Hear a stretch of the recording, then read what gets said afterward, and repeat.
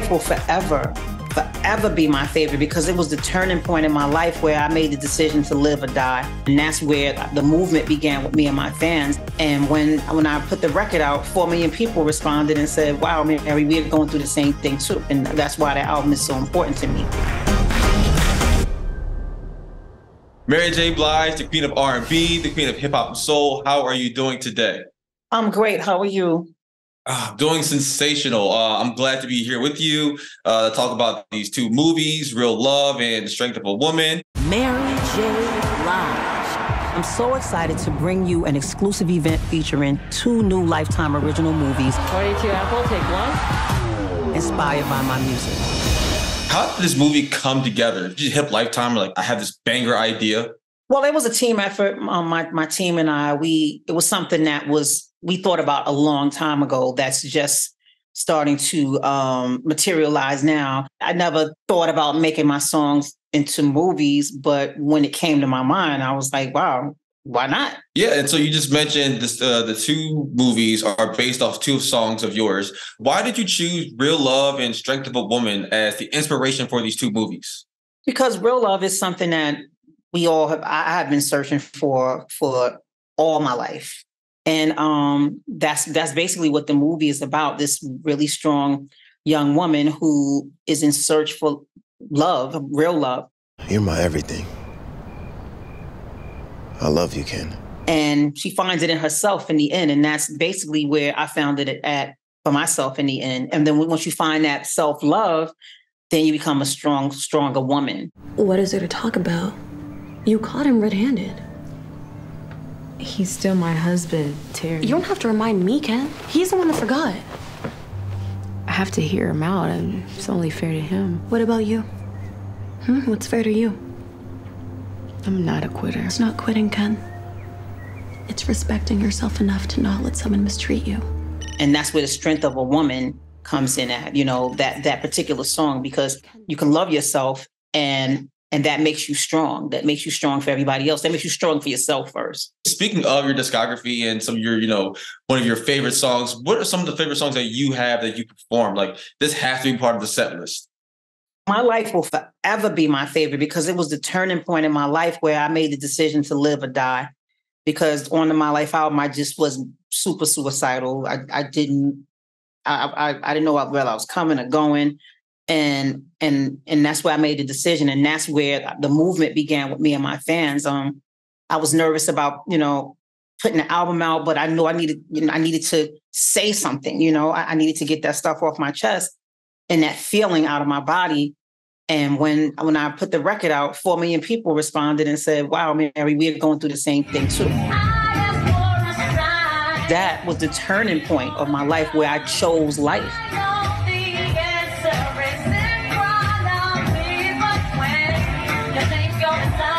The perspective behind it just gives it a whole new meaning, Yeah. I love it. The fact that it has, gotten recognized and respect that it does from these different, from the Rolling Stones, it says a lot about, make the choices we make and for the reasons we make, and my choice was life, my life. I chose my life. And that's why the album is so important to me. Would you ever imagine when you first started out, when you first dropped What's the 411, that you could ever, have the amount of success that you did? No, I didn't see any of this coming. I was just singing because I love to, singing because I had to, singing for my life, singing because it was something I loved to do and I had to do it. But I wasn't like, I didn't see me singing at the inauguration. I didn't see me getting 2 Oscar nominations. I didn't see me 14 albums. I didn't see all of this. I still move like that. I do one thing at a time. For sure. It would be very hard to see that you're going to be one of the biggest stars in the world, a global icon, when you're just starting out, when you're just releasing your debut album. But the talent was always there, the presentation was always there. You just executed on it, which is amazing and a tribute to you. So I don't know if you heard, but it's hip hop's 50th anniversary.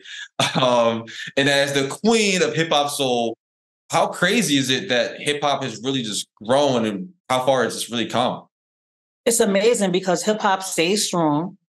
We continue to, fight for our identity and but most of all, fight for our expression, the way to express ourselves. And that's what hip hop is about. Everybody expressing themselves, where they come from, what they used to do, what, what they lived through, and it's here because people are alive and expressing themselves still.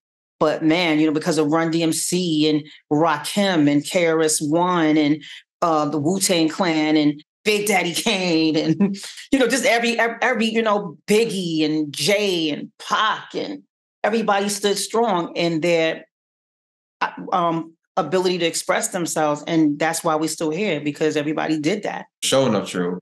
And so with it being hip hop's 50th, I want to get your list, your Mount Rushmore of rappers, your personal list that you would have on your Mount Rushmore. I can't do that because Mount Rushmore is like, so how many people? So it's four. It's four. I'll give you my four. Okay. And this is no order, kind of. Jay-Z. Of course. Lil Wayne. Of course. Kendrick Lamar. Oh, of course. And now I'm split between Ye and Drake. For my generation, Drake did a lot. Drake is dope, and so is Kanye. So I see why you could be split. Yeah. So I don't know what you're gonna do with it. You might have to put both their faces on. That's what I was thinking. Like a Ye side and a Drake side. They got to co-op that fourth spot. But now I gave you my list. I'm not doing it. Listen, did you hear all the people that I just mentioned? You did. You mentioned a lot of greats, but and there's more for me. And there's more. And I forgot about Drake and Kendrick Lamar and Lil Wayne. Man, they belong in there. But I can't do it. It's just too many. Like hip hop is really, it's too many, man. It's too many. It's too many. We can take it back to the 80s. You got Rakim. You got, what I'm saying? You got Rakim and KRS-One. And those guys that I just mentioned. Come on, man. I can't do it. Listen, fair enough. I'm gonna take all those names and say, yo, this is Mary's top Mount Rushmore. She just extended it to like 10 names, but it's all good though. It's Mary's world.